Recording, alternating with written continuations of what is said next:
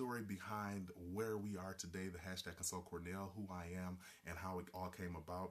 Those are the people who've touched me, and those are the people who have encouraged me to do what I do. Here, this is what I want to do today. I want to get into some questions, and if you guys, let me first check. I hope you can just bear with me 1 second. I want to check my Twitter feed just to see who may have submitted some questions since I've been on. Thank you so much for joining me. I see all of you guys with the hearts. Beautiful, beautiful. Thank you. Hashtag Consult Cornell. We're on Twitter. Keep in mind, if you're just joining, if you have a hair care question, I am answering them on, please submit them. I'm answering them on Periscope, but please submit them via Twitter at this point. All right, let's get to our first question. I have from, where is she from? IG, smiles are great. She actually submitted 2 questions. How do I grow my edges? Well, let me explain something to you about the edges. Edges are typically the weakest area in a person's head. I can't really explain the reason why, but they are the weakest area in the person's head. And typically, if you're having hair loss of any kind, if it's not alopecia or traction alopecia or something like that, usually the edges are the weakest part, and that comes from many things. That comes from pulling, that comes from braids, that comes from all that stuff. So 2 smiles are great. If you're trying to grow your edges, first off, as a professional, I want to let you know that you have to reduce the tension that you're putting on your hair. You cannot pull your hair in all those tight braids, ponytails, twist, all that kind of stuff, and expect your edges to be at their best or at their optimum state. You must relax and stop putting all the tension on your hair. On top of that, there are a few products that you can use. Keep in mind, products are subjective. They work good for some people, and the others, they may not work so well. It just depends.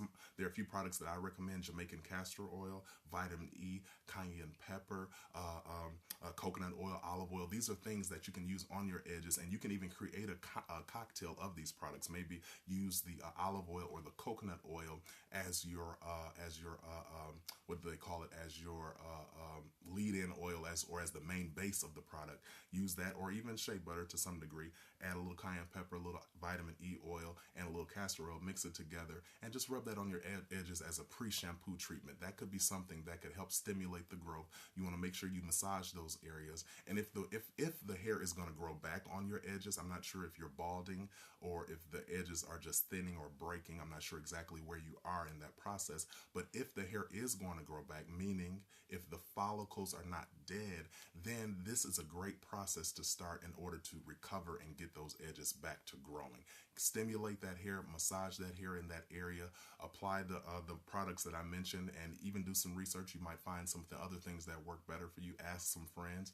But the main thing is to stop the tension. Stop pulling with all the weaves. If that's what you're wearing, braids, something that you're wearing is breaking your edges. It could be chemicals. It could be just the styling techniques that you're using. So I want you to observe those things and make sure that you are approaching the situation correctly in order to see the optimal results. The second question for Smiles Are Great on IG, she asked about the edges, but she also asks, how do I flat iron my hair without lines? Now, I think what she's saying is, how sometimes you go in, you flat iron your hair, and you get these creases. Well, sometimes those creases come based on how the style of the flat iron. If the flat iron is shaped a certain way, a certain diameter, it can sometimes leave a crease, but typically it happens in the method that you're using for flat iron. Sometimes when you go into that strand of hair or to that section of hair and you pull, you have to watch the turn of your wrist. You have to make sure that you're turning your wrist a certain way, especially when you're getting down to the lower part of that shaft. That's going to reduce the creases that you leave on your hair with the flat iron. You do not want to go in with that section of hair and just lay that flat iron on top, just smashing it like it's a grilled cheese. You don't want to approach it that way.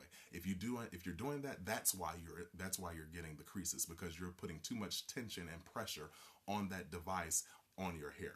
And because of the excessive pressure, it's leaving creases in your hair. So smiles are great if you're styling your own hair and you want to know why you're getting lines in it with the flat irons. It's because you don't have quite the right motion in your wrist to keep the creases out of your hair. You want to be mindful of that. Next question.